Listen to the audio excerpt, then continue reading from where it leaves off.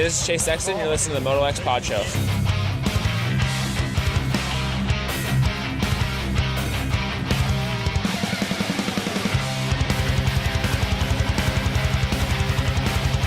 What's up, you guys? Jeremy McGrath here. You are listening to MotoXpod show.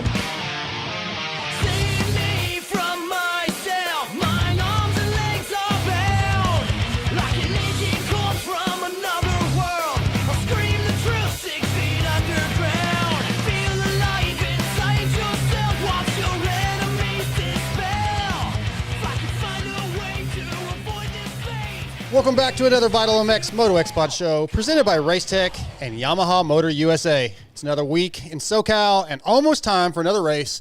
San Diego is just a few days away. The weather forecast, we don't really know yet. Maybe a little bit of rain, but I think it's going to be better than San Francisco. We've got another great show lined up this week. We have Red Bull Factory KTM rookie Julian Beaumer and Ampro Yamaha's newest team member for the GNCC WXC class, Jordan Jarvis. She's decided to go GNCC racing.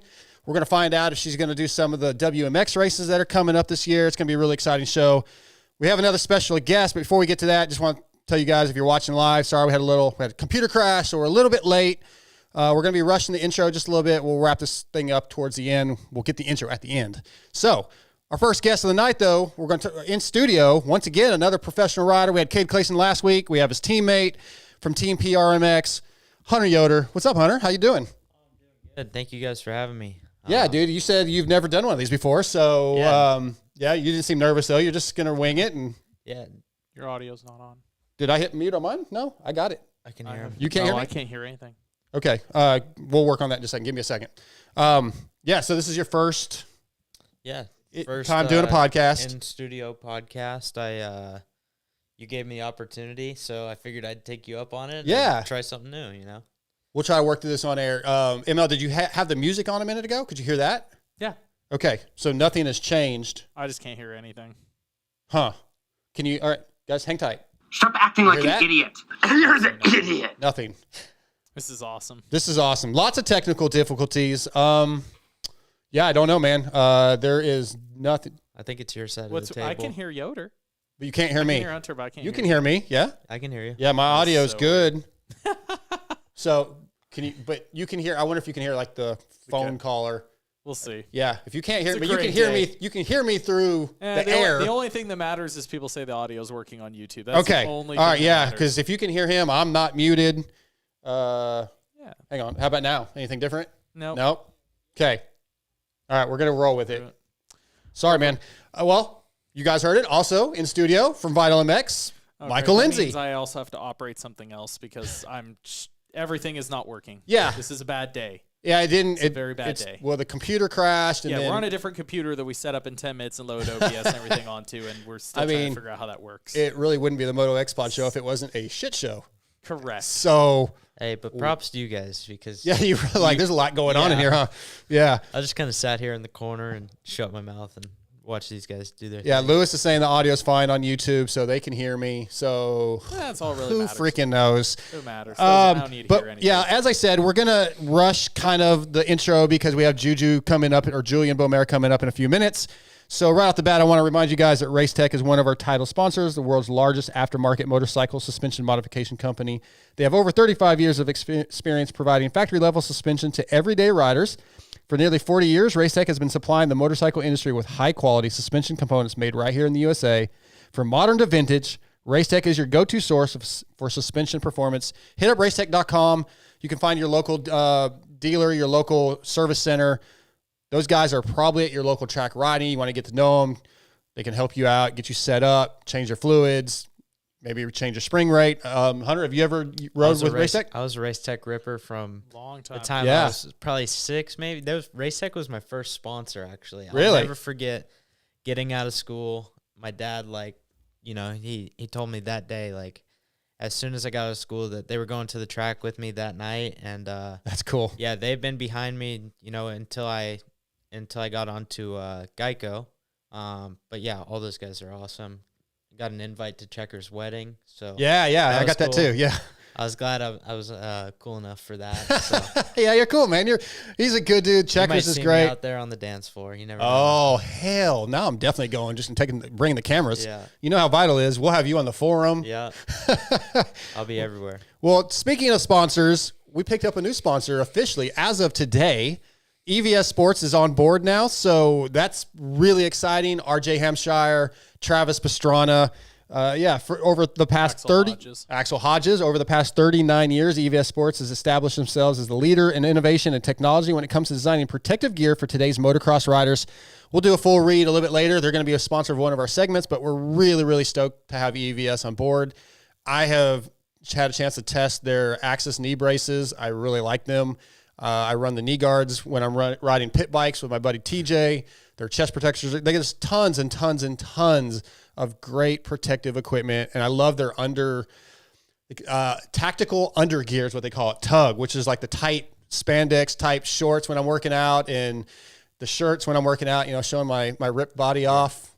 Love it. I got a user. It's got a question. Okay. I think pretty important. It's very topical. All right. Is Dark going to toss that X-brand hat like he tosses his goggles when trail riding? Bro, we're going to get there. Patience. This is right. Hey, I'm just giving the people We're going to get there. Giving the people what they want. The desert ride with Kiefer was going to be a topic of the intro, along with everybody's hitting me up about the second date.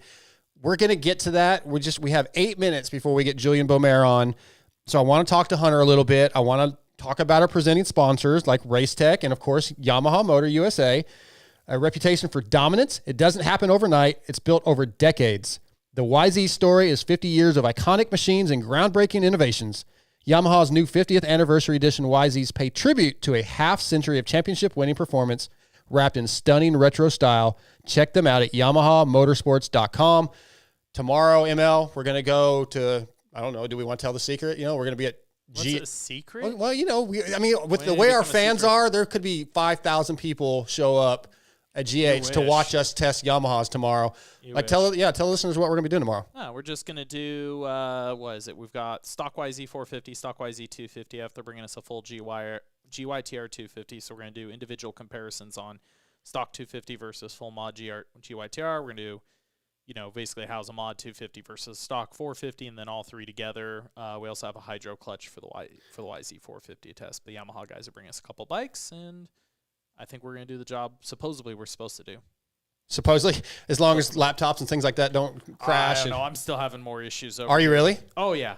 There's all kinds of issues. Well, hopefully it's going good. So, Hunter, I do want to get into your season so far. We did a check-in with you on Vital MX a few months ago. But so far, A1, 13th. Yep. San Francisco in the mud, 8th.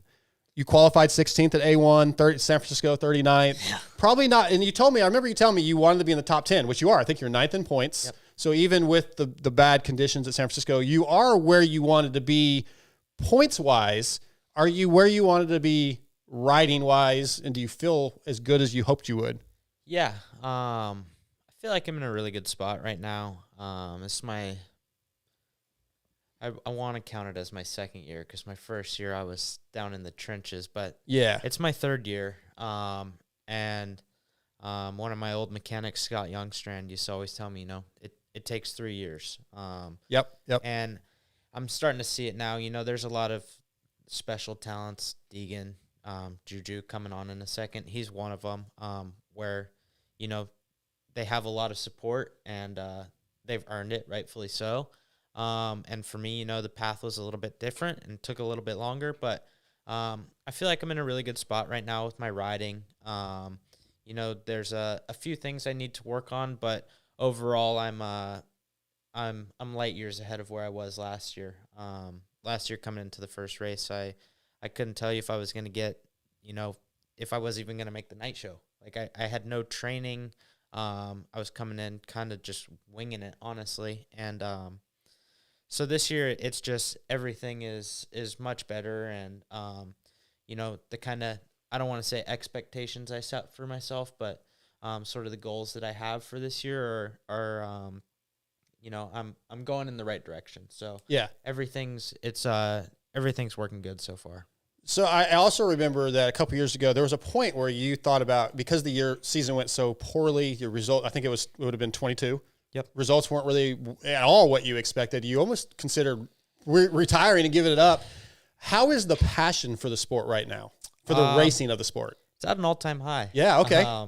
It's like you said, I was very, very far down in the trenches, and you know, I was just telling these guys, did a lot of work with my dad, you know, training kids and normal jobs, as you know, most of you guys do. Sure. And you know, after going from, you know, kind of sort of having a short-lived, but you know, a couple rounds of Supercross and, you know, a couple good moments, I put all my eggs in a basket for 23, and Julian gave me the opportunity. You know, he went out on a limb. He didn't have to. I proved nothing the year before, and he went out on a limb and, you know, gave me the best equipment and a great opportunity to show what I can do. Mm-hmm. And he believed in my talent, which I'm thankful for, because if it wasn't for him, I wouldn't be sitting here right now. Yeah, Julian's Perrier, is that his Perrier? Perrier, owner of Team PRMX. Good dude, very, very passionate. And it's a 2-year deal, which has to give you a little extra confidence. And, you know, you're not like, oh, no, what am I going to do next year? And then it's Supercross, Super Motocross, and Canadian Triple Crown Series outdoors, right? Yep. Yeah. That's the plan for right now. As far as 25, I'm not sure. We're talking about bringing some bigger sponsors on board and, okay. You know, up in the program, which is always the goal. But as of right now, focused on Supercross and Canadian outdoors. Okay. That's my two big things right Your now. plans.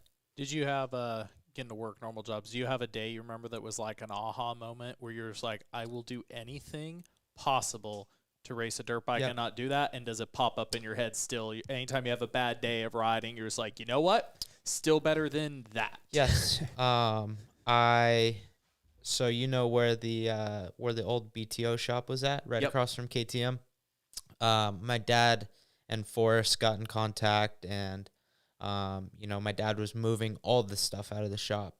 And a normal moving day, my dad moves houses. So if you're going from one house to another, he'll put all your stuff in boxes and put it in the semi truck and take it to your next house, just for a little detail. So he had to move all the stuff out of the shop. If you can imagine all the stuff you got in here, you know, same exact thing. And I'll never forget, it was me, my dad, and 2 of his helpers, and it was probably about 105 out. So no AC in that building. Oh, no AC. You know, the metal walkboard to go into the back of the truck it's aluminum, so it's super hot and reflecting, and like you said, just blistering hot out. And I remember just carrying heavy stuff, you know, toolboxes, boxes of parts. And I told my dad, like, you know, that was the time I looked at him and I was like, all right, like, I don't ever want to do this again.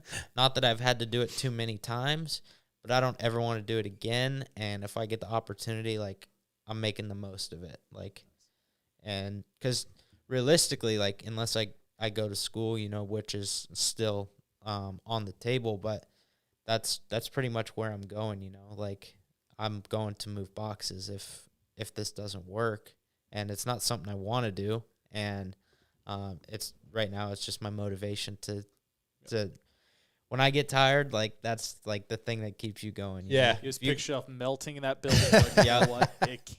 That's how I joke. There's aha moments I feel like you have there. Just they will stick out in your mind forever. Yeah, that's one of them. And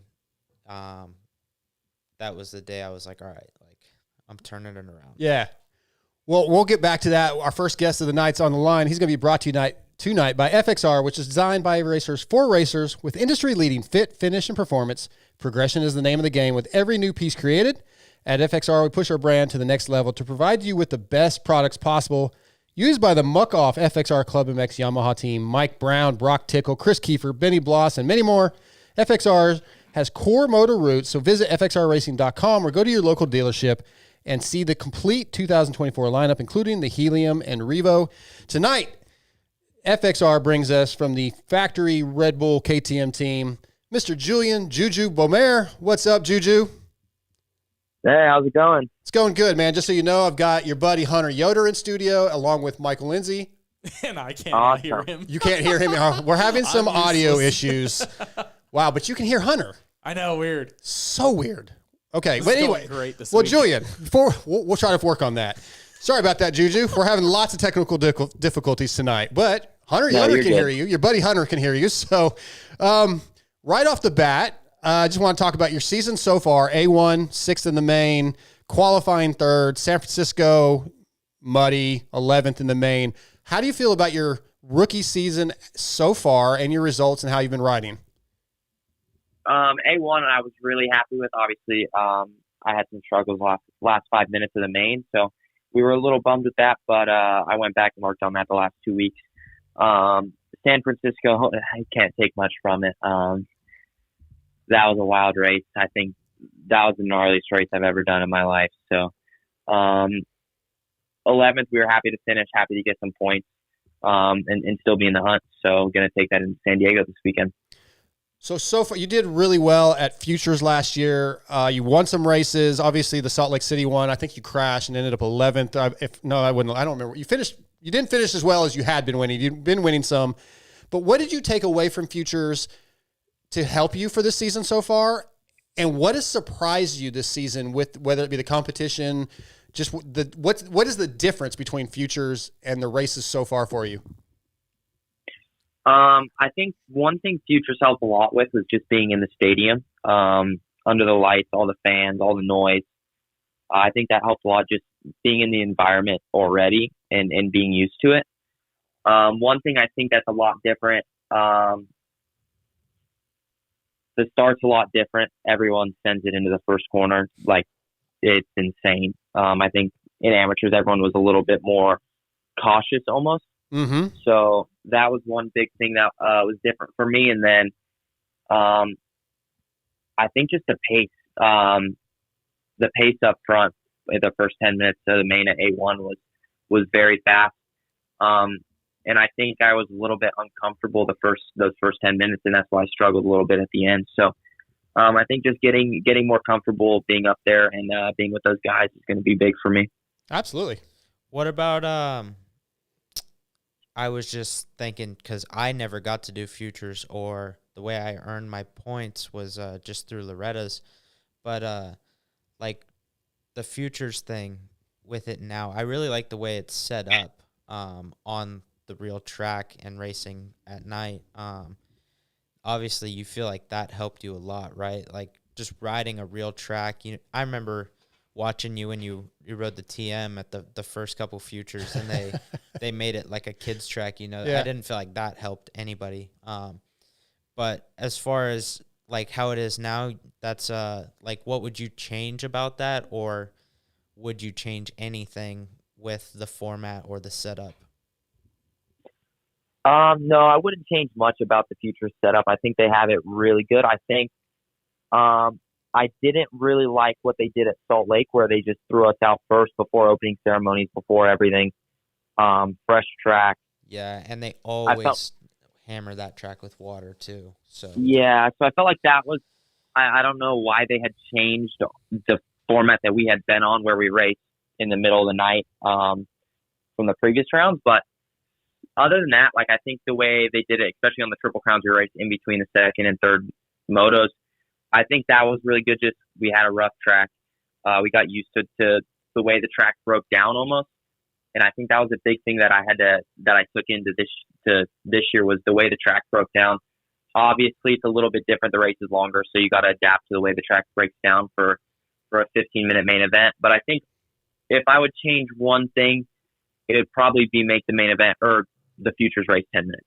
Yeah, a little bit longer, get you a little more ready for a 15+1. I agree. I think it's 6 minutes, right? Maybe.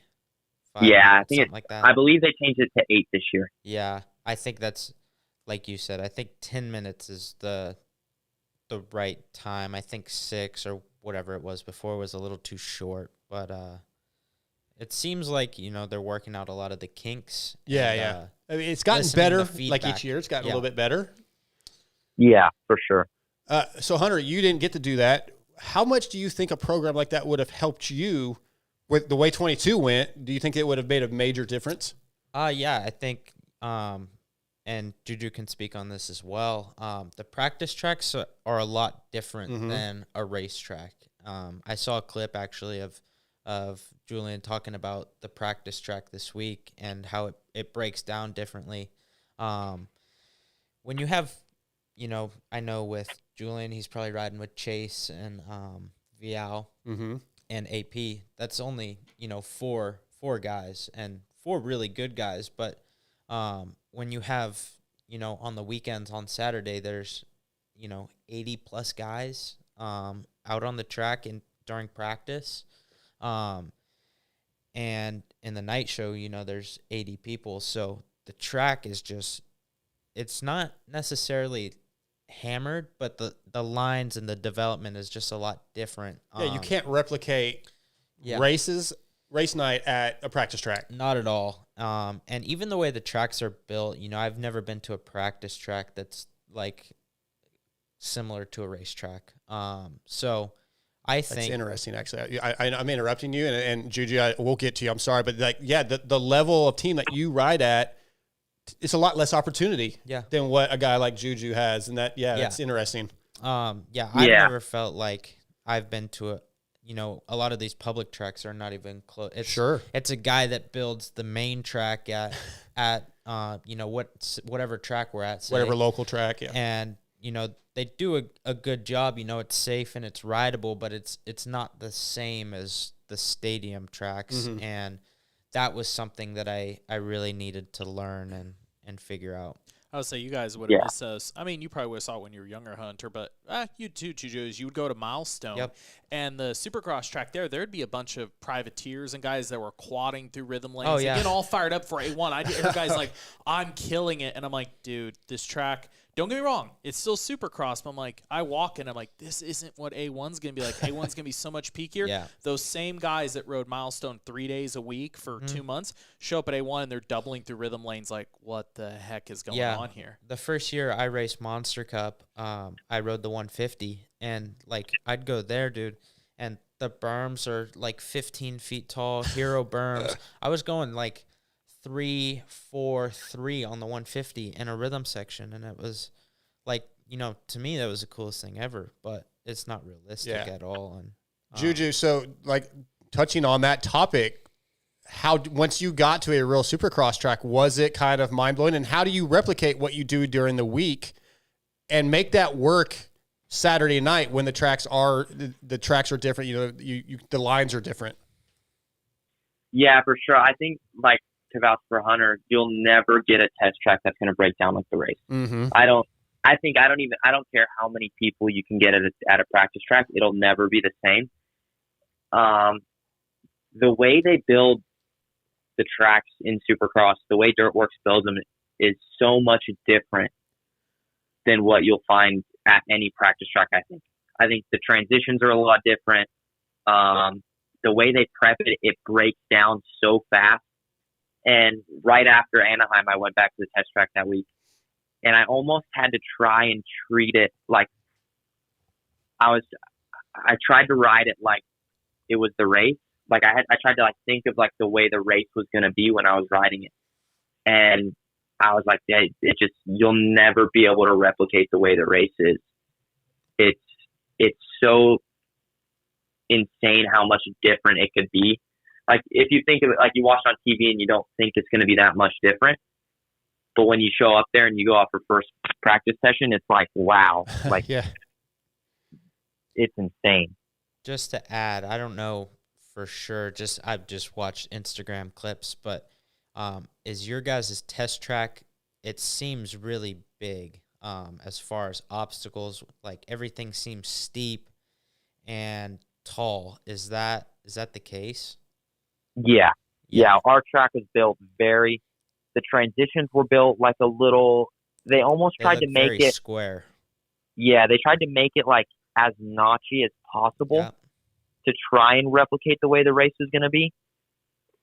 But but everything's pretty peaky, yeah. Yeah. Our tracks at SOB are very big. So when Right. I got to the A1, I was like, wow, like this is small. So I didn't know if you were if you were thinking the same thing or what was Yeah, for sure. Kind of onto that. And all Practice track being different racetrack for you, Juju, and even for you, Hunter.